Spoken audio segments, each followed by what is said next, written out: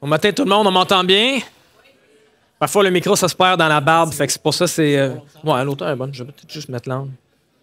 Donc si ça capte bien, c'est un bon signe. C'est ça, pour ceux qui ne me connaissent pas, mon nom est Bradley Maurice. J'ai le privilège d'être pasteur à l'Église du Plateau à Montréal.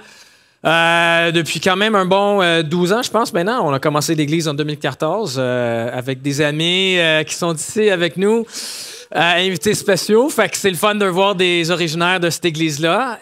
On vient au camp maintenant depuis probablement un bon 7 ans.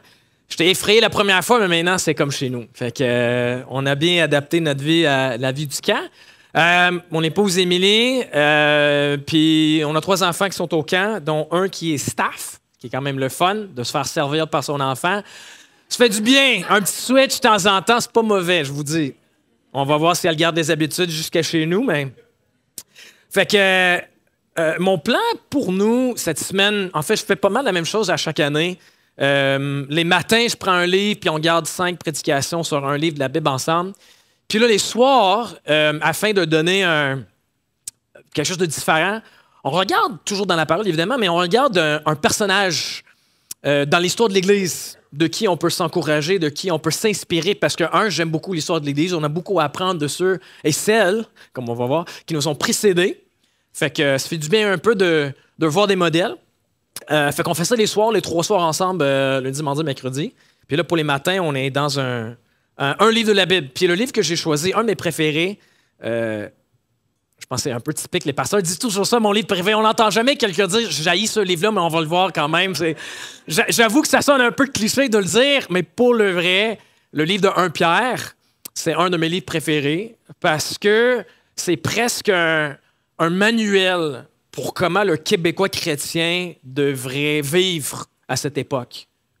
J'explique pourquoi. 1 Pierre est écrit par Pierre, des communautés chrétiennes composées presque exclusivement de personnes de background non juif. C'est des gens qui se sont convertis, et ils commencent à suivre Jésus, et là, ils commencent à vivre des difficultés dans leur foi. La vie commence à être dure. Puis c'est pas encore la grosse persécution. Il n'y a personne qui se fait mettre à mort. Il n'y a personne qui se fait mettre en prison. C'est pas rendu là. Mais il y a quand même une certaine hostilité envers ces nouveaux convertis à qui Pierre a écrit. Il y a une hostilité dans la culture envers eux. Il y a un peu de moquerie.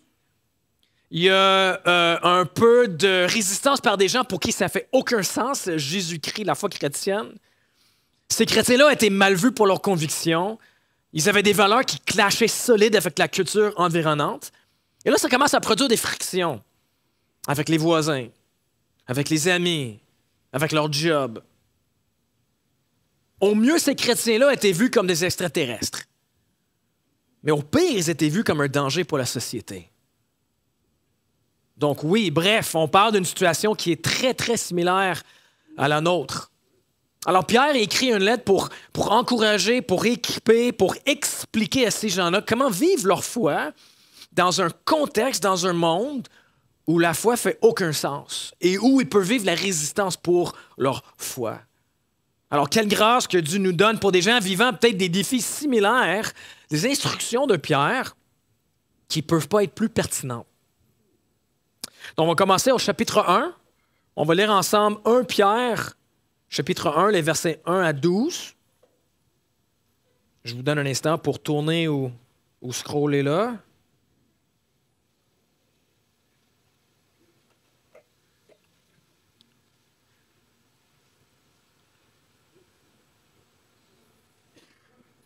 « 1 Pierre 1, les versets 1 à 12. Écoutons la parole de Dieu. De la part de Pierre, apôtre de Jésus-Christ, à ceux qui sont étrangers et dispersés dans le Pont, la Galatie, la Cappadoce, l'Asie et la Bithynie, à vous qui avez été choisis conformément à la préscience de Dieu le Père et conduits à la sainteté par l'Esprit, afin de devenir obéissants et d'être purifiés par le sang de Jésus-Christ, que la grâce et la paix vous soient multipliées. Béni soit Dieu le Père de notre Seigneur Jésus-Christ. Conformément à sa grande bonté, il nous a fait naître de nouveau à travers la résurrection de Jésus-Christ pour une espérance vivante pour un héritage qui ne peut ni se détruire, ni se souiller, ni perdre son éclat. Il vous est réservé dans le ciel, à vous qui êtes gardés par la puissance de Dieu, au moyen de la foi, pour le salut prêt à être révélé dans les derniers temps.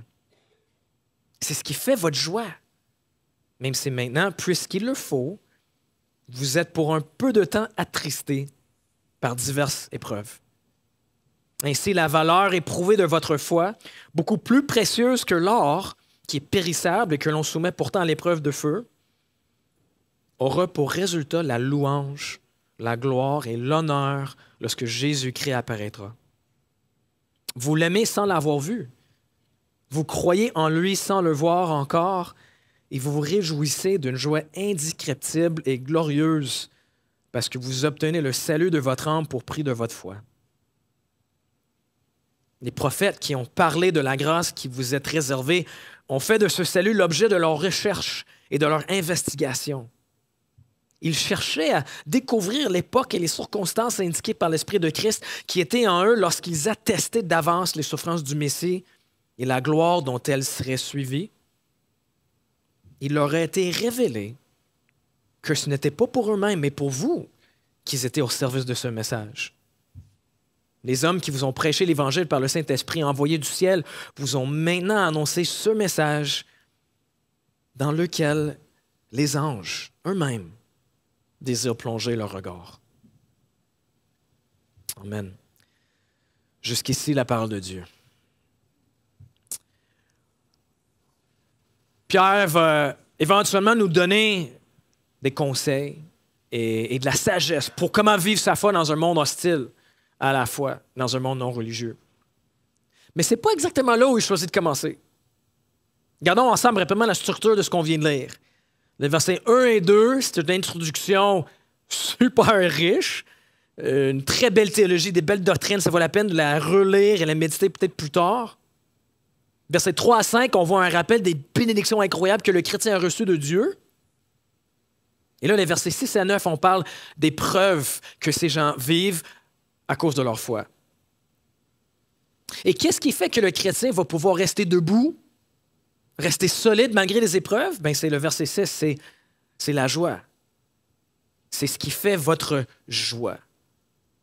Donc, tout ce que Pierre mentionne dans les versets 3 et 5 est censé susciter, alimenter la joie du chrétien. Une joie apparemment qui est indescriptible et glorieuse, comme il dit au verset 8. C'est cette joie-là qui va permettre aux chrétiens de tenir ferme dans l'épreuve. La joie dans l'épreuve.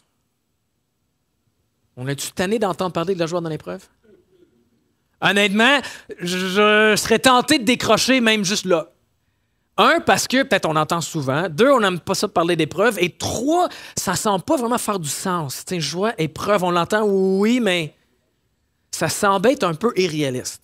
Parce que quand on pense à joie, on pense à quoi? On pense aux Canadiens qui gagnent la Coupe Stanley. Ça, c'est la joie, right? Quand on pense à la joie, on pense à moi qui a vu mon band préféré à Montréal il y a quelques mois. Hey, ça, c'est la joie. On saute, on danse. C'est la joie. Fait que quand on pense à épreuve et ça, j'ai pas le goût de danser, chanter, sauter quand je suis dans l'épreuve.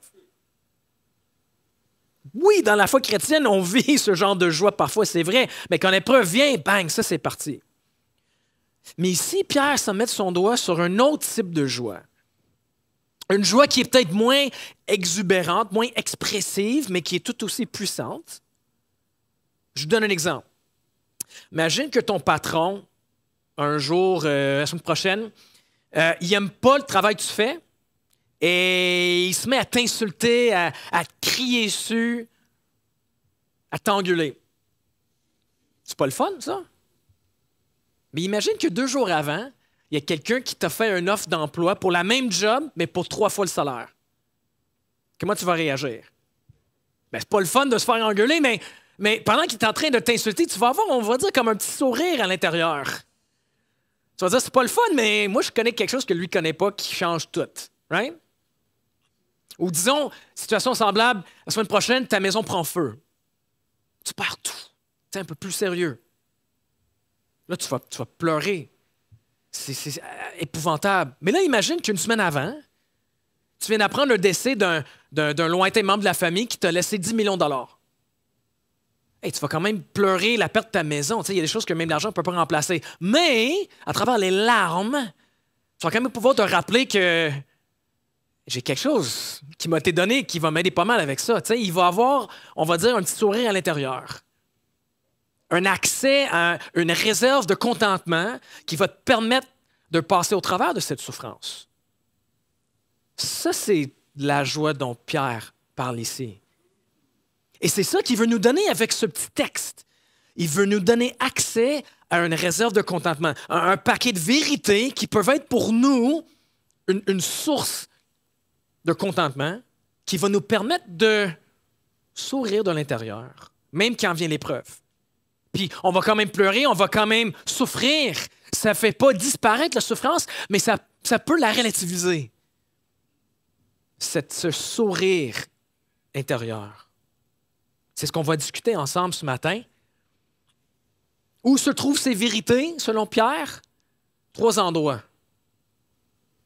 Il se trouve lorsqu'on regarde en arrière, dans notre passé, premièrement. Deuxièmement, il se trouve lorsqu'on regarde en avant, vers l'avenir. Et troisièmement, ces vérités qui peuvent être une réserve de contentement se trouvent aussi lorsqu'on regarde l'Évangile. Donc, en 3 étapes, lorsqu'on regarde en arrière, en avant et lorsqu'on regarde l'Évangile. Prions ensemble. Père éternel, c'est avec des grandes attentes qu'on vient devant ta parole ce matin et qu'on vient au camp cette semaine. On est ici pour s'amuser, on est ici pour avoir une semaine mémorable, mais on est ici aussi pour être transformé, Seigneur. On veut devenir plus conforme à l'image de Jésus-Christ. On veut que toi, tu prennes plus de place dans notre vie. On veut délaisser certaines mauvaises habitudes. On demande, Seigneur, que par la puissance de ta parole, que tu nous transformes cette semaine. Tu as quelque chose à dire à chacune d'entre nous. On prie que tu agisses par ton esprit pour nous rendre obéissants et joyeux, Seigneur, dans notre foi, pendant qu'on marche avec toi. Alors, agis, Père, on te demande ce matin, dans le nom de Jésus.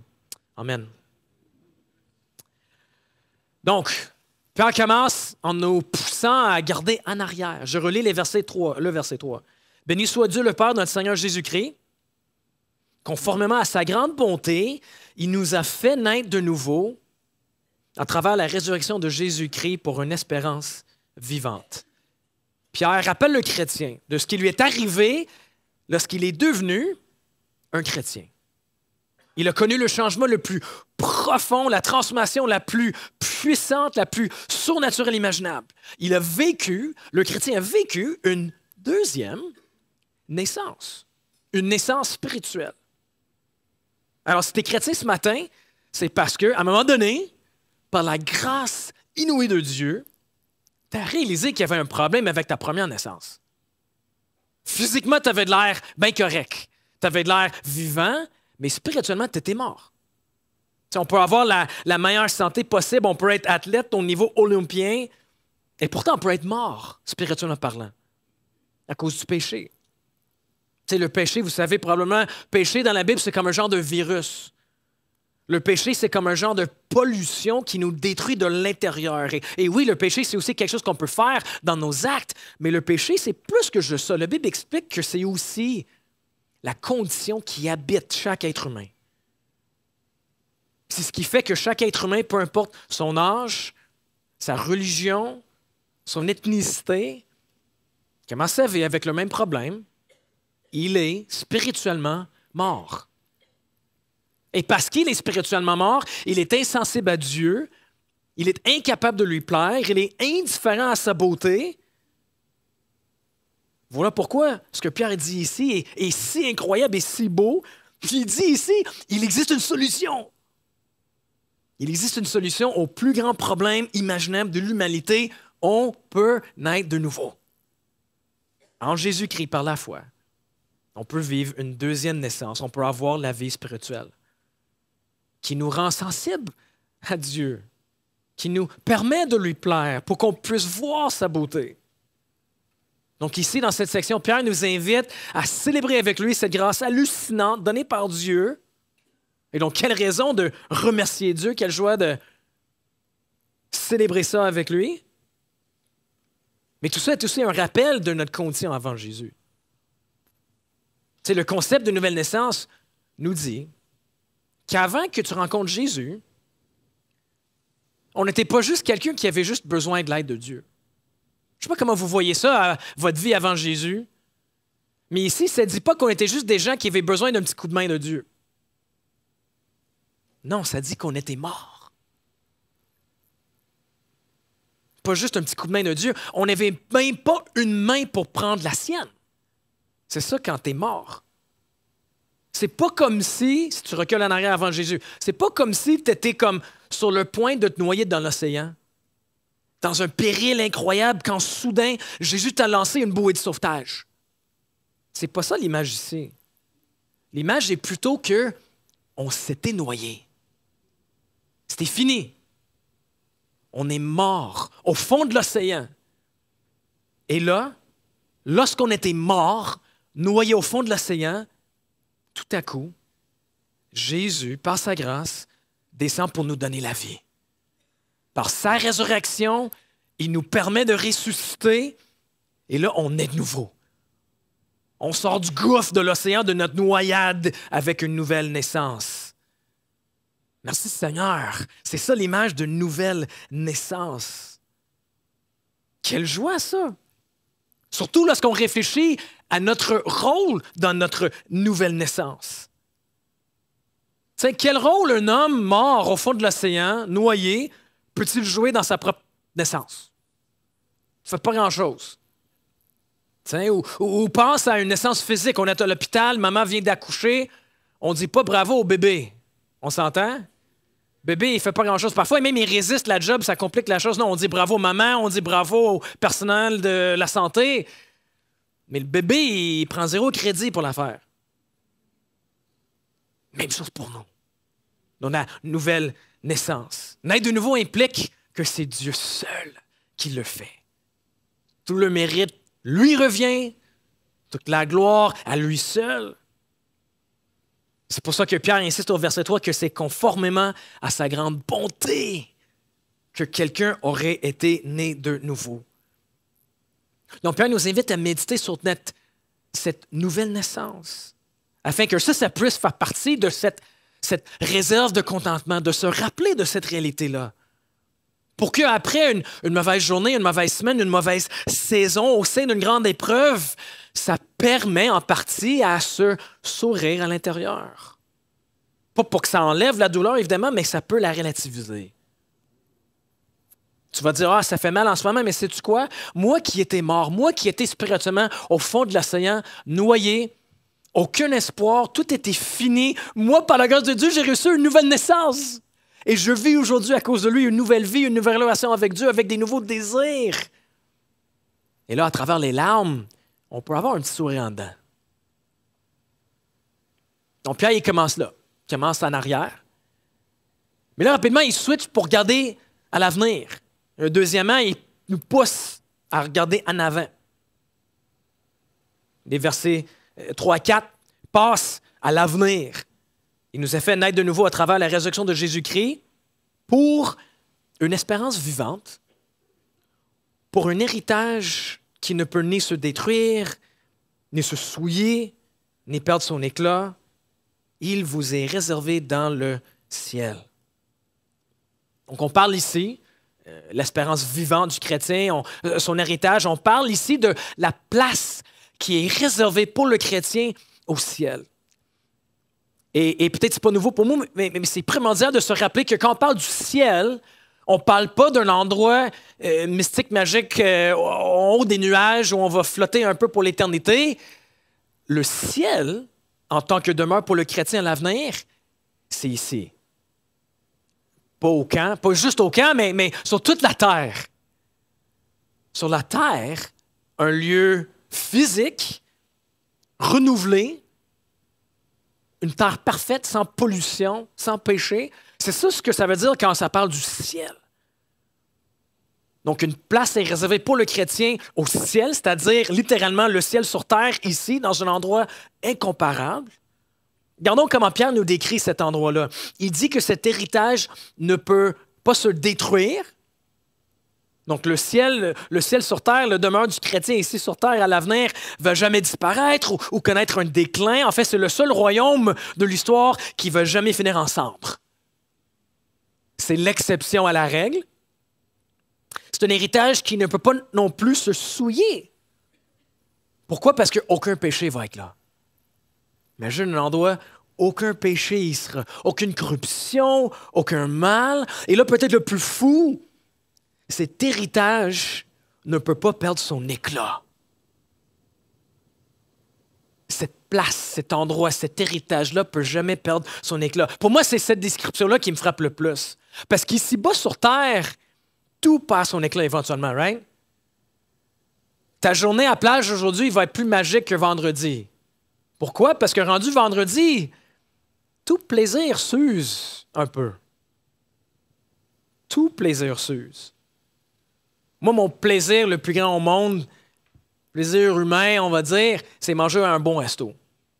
Puis manger à un resto étoile Michelin, c'est un peu en haut de nos moyens, mais 2 fois dans la vie, j'ai eu l'occasion de le faire. Des repas inoubliables. Puis parfois, quand je suis tenté de dire hey, « ça serait bien d'avoir un salaire comme lui ou comme elle », c'est surtout pour ça, pour pouvoir payer des restos Michelin peut-être plus régulièrement. Mais j'ai un ami très aisé qui y va souvent. Il est PDG pour une grande entreprise mondiale, puis lui, il va à Resto 3 étoiles Michelin, il va souvent. Puis c'est vous ce qu'il m'a dit à un moment donné? On parlait un peu de ses expériences partout au monde, puis il m'a dit « Brad, ça va te surprendre, mais éventuellement, ça devient ordinaire. » Il dit « Je vais souvent, puis ça devient ordinaire. » J'ai dit « OK, mais amène-moi la prochaine fois si c'est ordinaire. » Tu sais, je vais t'épargner cette souffrance-là, mon ami, puis je vais te... Mais ça devient ordinaire pour moi aussi, éventuellement, tu sais. Parce que tout plaisir s'use. Ici, sur Terre, tout plaisir perd son éclat éventuellement. Mais Pierre dit, voici la seule exception. Ton héritage ne perdra jamais son éclat. Tu ne vas jamais devenir habitué à ce qui t'est réservé à l'avenir. Et donc ça, chers amis, ça devrait produire pour nous toute une réserve de contentement. T'sais? Ça vaut la peine d'y méditer un petit peu. Pensez, un endroit où il n'y aura plus d'épreuves. Plus d'épreuves du tout, comme Pierre parle ici. Imagine un endroit où quand les gens te disent « Hey, comment ça va? » Tu n'as pas besoin de faire le fake. « Ça va. » Tu sais, c'est fini ça.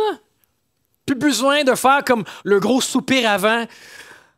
Ça va, tu sais. C'est fini. Comment ça va? Ça va toujours être « Hey, ça va incroyablement bien. » Ça peut pas aller mieux. Tu vas dire ça jamais. Imagine, c'est un endroit, comme j'ai dit, où il n'y a plus de péché.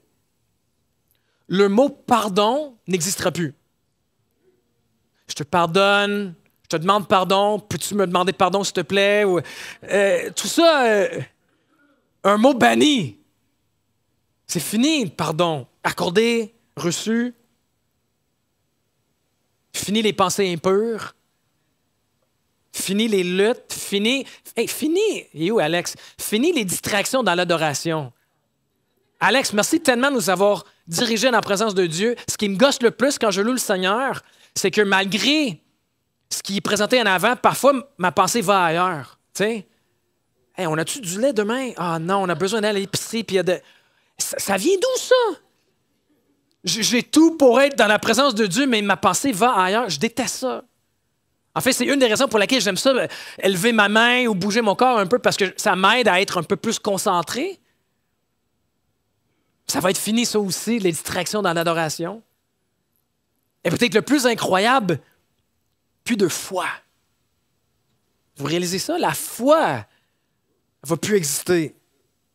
On ne marche pas la foi maintenant, mais c'est temporaire. Et Pierre semble faire une référence à ça quand il dit « Vous l'aimez sans l'avoir vu, vous croyez en lui sans le voir encore. » Mais ça s'en vient.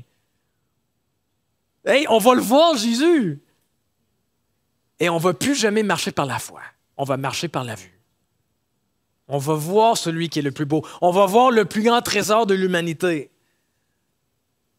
Donc ça, chers amis, c'est pourquoi Pierre commence sa lettre avec tout ça, pour nous donner ce sourire à l'intérieur, pour n'importe quelle épreuve. OK, c'est beau tout ça, mais comment savoir qu'on va s'y rendre? T'sais? Peut-être que vous êtes dans une saison de doute maintenant. Vous êtes ici au camp, c'est bien beau, vous chantez, mais vous affrontez des grosses questions. Ou peut-être que vous êtes dans une épreuve. Et l'épreuve peut nous pousser à remettre en question l'amour de Dieu. Ça peut faire sortir toutes sortes d'inquiétudes et de craintes. Comment savoir qu'on va arriver jusqu'à cet héritage et que les épreuves et les doutes et les difficultés ne vont pas nous faire déraper et quitter le Seigneur? Bien, Pierre, comme un bon pasteur, un très bon pasteur, il comprend, puis c'est comme s'il anticipe cette possibilité-là, parce qu'écoutez ce qu'il dit au verset 5. Il continue, puis il dit, « Votre héritage qui vous est réservé dans le ciel, à vous qui êtes gardés par la puissance de Dieu au moyen de la foi, pour le salut prêt à être révélé. » C'est un des versets les plus rassurants de toute la Bible pour le chrétien. Parce que si tu vas pouvoir te rendre jusqu'à la fin, si tu vas pouvoir persévérer et être fidèle à Jésus jusqu'à ta mort, ça ne sera pas grâce à toi, mais grâce à Dieu. Parce que Dieu s'engage à te garder par sa puissance. Vous voyez la logique? Ceux qui ont été choisis par Dieu, versets 1 et 2, à qui il a donné la nouvelle naissance, verset 3, seront certainement aussi gardés par la puissance de Dieu, verset 5. Évidemment, ça ne veut pas dire que le chrétien il peut baisser les bras. Pierre dit que c'est au moyen de la foi. Alors, non, le chrétien ne joue aucun rôle dans sa nouvelle naissance, mais il en joue un, bien sûr, dans sa marche avec Jésus, une fois qu'il est sauvé. On marche par la foi, on doit obéir à Jésus, mais écoutez encore la logique de Pierre. Vous êtes gardés par la puissance de Dieu au moyen de la foi. C'est-à-dire comment la puissance de Dieu nous protège en soutenant notre foi. Donc, quand notre foi chancelle, quand on doute, quand on trouve ça difficile, ben c'est le Seigneur ultimement qui soutient et protège notre foi, même dans les moments les plus sombres et difficiles. Donc, vous savez probablement, il y a plein de choses qui peuvent nourrir et aider notre foi, obéir à Dieu, passer du temps seul avec lui, faire partie d'une église locale, c'est pas important, lire la parole, confesser ses péchés, oui, tout ça c'est critique. Mais la sécurité spirituelle est trouvée surtout dans cette belle phrase « Vous êtes gardés par la puissance de Dieu ». Dieu, il est fort, n'est-ce pas? Dieu, il est puissant, n'est-ce pas? Mais Dieu déploie sa puissance infinie pour assurer la sécurité spirituelle de ses enfants. Il va y avoir des moments de doute. Il va y avoir des moments de péché où on s'éloigne de Dieu. Mais Dieu déploie sa puissance infinie pour assurer la sécurité spirituelle de ses enfants. Amen! Quel encouragement! Hey, il y a un garde devant ton cœur. Il y a un garde devant ton âme. Il y a quelqu'un qui soutient et protège ta foi pour que tu puisses rester fidèle et persévérer jusqu'à la fin. C'est pour ça que une des chansons que j'aime le plus au monde, qui me fait le plus de bien, c'est une chanson qui s'appelle « Il me gardera ». Vous connaissez cette chanson-là? « Quand vacille ma faible foi, Christ me gardera. Quand le tentateur est là, il me gardera. Sur ce chemin sans son aide, je ne tiendrai pas. Mon amour est souvent tiède, mais il me gardera. Car mon Sauveur m'aime tant, il me gardera. » Donc, comment savoir si on va se rendre jusqu'à cet héritage?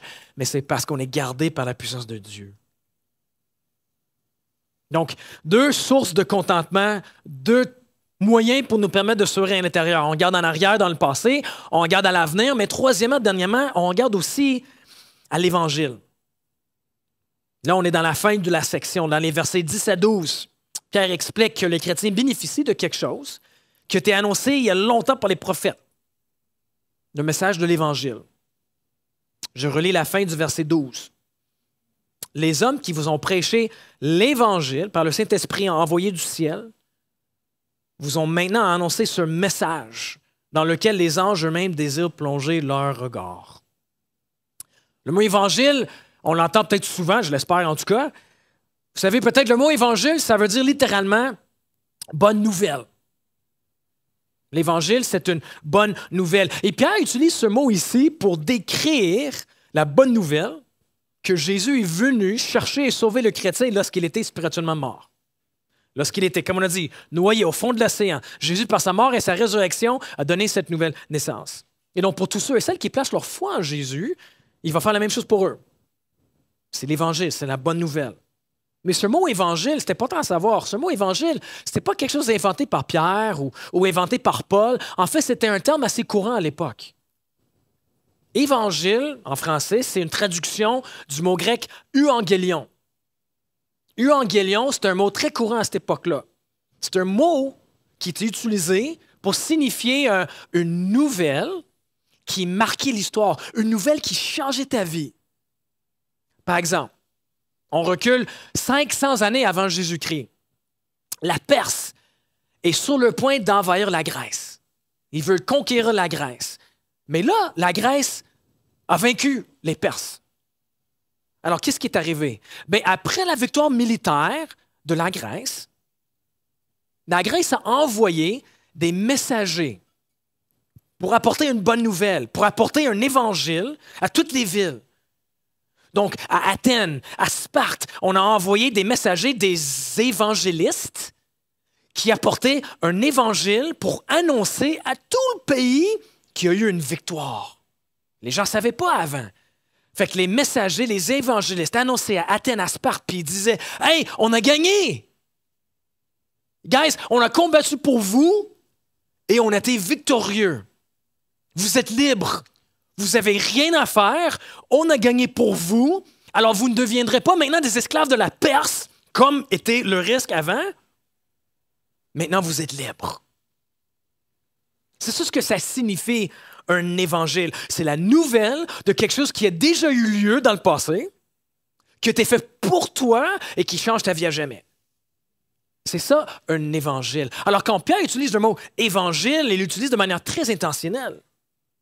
Il dit, dans le fond, que le christianisme est essentiellement une bonne nouvelle. Essentiellement une nouvelle. Je ne sais pas comment vous voyez la foi chrétienne, mais la foi chrétienne n'est pas principalement un ensemble de conseils, de choses qu'on doit faire ou pas faire pour Dieu. Il y a bien sûr des choses qu'il faut faire ou pas faire pour Dieu, c'est sûr. Mais principalement, essentiellement, le christianisme est une bonne nouvelle de ce que Dieu a fait pour nous. Je répète, le cœur de la foi chrétienne n'est pas nos œuvres pour Dieu, mais l'œuvre de Dieu pour nous. Pierre utilise le mot évangile parce qu'il veut distinguer le christianisme de toutes les autres religions. Parce que chaque autre religion, que ce soit à l'époque de Pierre, ou à notre époque aujourd'hui, que ce soit l'islam ou le bouddhisme, ou même le karma, toute autre religion ou philosophie suit exactement le même principe. Voici ce que tu dois faire si tu veux être sauvé. Voici ce que tu dois faire si tu veux être sur le bon côté de l'histoire. Voici ce qu'il faut faire si tu veux être une bonne personne pour atteindre le nirvana, pour que Dieu t'accepte. C'est tout comme ça. Mais là, Pierre, il dit que le christianisme est entièrement différent. C'est un évangile, c'est une nouvelle. C'est pas un ensemble de conseils, c'est une nouvelle, une très bonne nouvelle qui explique que tout a été fait pour toi. Tout n'a rien fait. Mais il y a une victoire qui a été accomplie pour toi qui change ta vie à jamais. Donc, contrairement aux conseils qui nous disent ce qu'il faut faire pour que Dieu nous accepte, l'Évangile déclare que Jésus a déjà tout fait pour toi et que tu es déjà accepté par Dieu par la foi. Et donc là, à la lumière de cette bonne nouvelle, par reconnaissance, on cherche à obéir à Dieu. Si on regarde le contraste entre les deux, c'est important à voir les conseils et le christianisme. Les deux produisent un résultat. Les deux produisent une réponse. C'est-à-dire, quand tu entends les conseils, quand tu entends tout ce qu'il faut faire pour être accepté par Dieu, ça te fait travailler. Quand tu entends l'Évangile, ça te fait travailler, Mais oh boy, le type de réponse est tellement différent. Parce que quand tu entends ce qu'il faut faire pour que Dieu t'accepte et tout ce qu'il faut faire, sinon Dieu ne va pas t'aimer, c'est un lourd fardeau. Et là, tu vas toujours dire, est-ce que j'ai fait assez? T'sais, moi, je me donnerais peut-être une note de 90 mais peut-être Dieu me donnerait une note de 30 et ça produit juste de l'anxiété et la crainte. Donc, il faut toujours essayer plus fort. On ne sait jamais si on peut arrêter. Mais là, quand on entend l'Évangile, ça produit une réponse, c'est sûr, mais elle est tellement différente. Parce que quand tu entends ce que Jésus a fait pour toi, oui, tu vas faire quelque chose, mais c'est léger. C'est doux, c'est peut-être même un délice. Parce que tu sais que ta relation avec Dieu ne dépend pas de ta performance morale et spirituelle, mais celle de Jésus-Christ. Alors l'obéissance devient légère. Chers frères et sœurs, si en ce moment, l'obéissance, l'idée de suivre les commandements de Dieu, si pour toi en ce moment, ça ne te paraît pas comme quelque chose de très léger, si ça paraît comme quelque chose de lourd, de fatigant, comme un lourd fardeau, c'est peut-être parce que vous avez perdu de vue un peu l'Évangile. Parce que oui, l'obéissance est importante, mais parce que Jésus a obéi à notre place, ça devient quelque chose de léger. Et ça donne une réponse, une réaction comme celle de John Bunyan quand il s'est converti. John Bunyan, quand il a écrit le Voyage du pèlerin, celui qui a écrit ce livre-là, dans un autre livre, il raconte un peu son témoignage, comment il s'est converti. Voici comment il explique sa conversion en forme de poésie. Comment il dit ça? Écoutez, il dit, il raconte ce qu'il a vécu avant et il dit « Cours, John, cours, la loi t'y contraint, mais elle ne te donne ni pied ni main. L'Évangile apporte une bien meilleure nouvelle. Elle me demande de voler et me donne des ailes. » Ça, c'est la réponse lorsqu'on entend et marche dans l'Évangile. C'est avec des ailes. Ça ne veut pas dire que l'obéissance est toujours facile ou que parfois il n'y a pas des luttes, mais le signe qu'on marche avec Jésus dans la bonne nouvelle, parce que l'obéissance, c'est comme voler un peu. C'est léger, c'est doux. Donc voici la troisième et la plus grande source de joie intérieure. La beauté de cette bonne nouvelle-là. Le défi, c'est que c'est quelque chose que, si vous êtes chrétien depuis un bout, c'est quelque chose que vous avez entendu 1 million de fois. T'sais, vous dites, OK, ouais, c'est vrai, mais c'est pas la première fois pour moi. L'Évangile, c'est comment je deviens chrétien, c'est basic, mais avec les épreuves et les difficultés dans la vie, il faut autre chose. Il faut que je passe à quelque chose de plus grand pour me sortir de ces difficultés-là. Puis encore une fois, c'est comme si Pierre anticipe cette réaction-là. Puis je vais finir ici, mais je vous demande de garder une dernière fois à la fin de cette section, le verset 12. Les hommes qui vous ont prêché l'Évangile par le Saint-Esprit envoyé du ciel vous ont maintenant annoncé ce message dans lequel les anges eux-mêmes désirent plonger leur regard. Ça, c'est quelque chose. Les anges désirent plonger leur regard dans la bonne nouvelle de l'Évangile. T'sais, on a chanté tantôt, Alex nous a fait chanter l'idée que les anges acclament Dieu est saint, 3 fois saint. Imagine ces êtres divins, ces êtres parfaits, ces êtres mis à part, toujours dans la présence de Dieu et qui manquent sûrement pas de quoi pour les intéresser. Les anges ne se fatiguent pas d'entendre l'Évangile. Ils ne se fatiguent pas de réentendre cette bonne nouvelle. Ils ne sont jamais habitués d'entendre l'histoire de comment Dieu a effectué la rédemption de son peuple. Et c'est même pas leur histoire. C'est même pas leur histoire. Les anges n'ont pas été sauvés. C'est notre histoire. C'est pas leur histoire. Et eux, ils ne se fatiguent pas de l'entendre, imagine. Eux, ils n'ont jamais péché. Eux, ils n'ont jamais été sauvés. Ils n'ont pas personnellement reçu cette grâce-là. Pourtant, ils se délectent de méditer, de contempler la bonté de Dieu révélée dans l'Évangile. Alors, chers frères et sœurs, combien plus nous devrons pouvoir puiser de la joie en méditant ce que Christ a fait pour nous. Par des chants, par notre communauté fraternelle, par la lecture de la Bible, tout ça devrait cultiver pour nous une source incroyable de joie, une réserve de contentement qui peut nous aider à avoir un petit sourire à l'intérieur, même lorsqu'on passe par l'épreuve. Prions que Dieu fasse loger dans notre cœur ces vérités-là pour qu'on puisse avoir ça. Prions ensemble.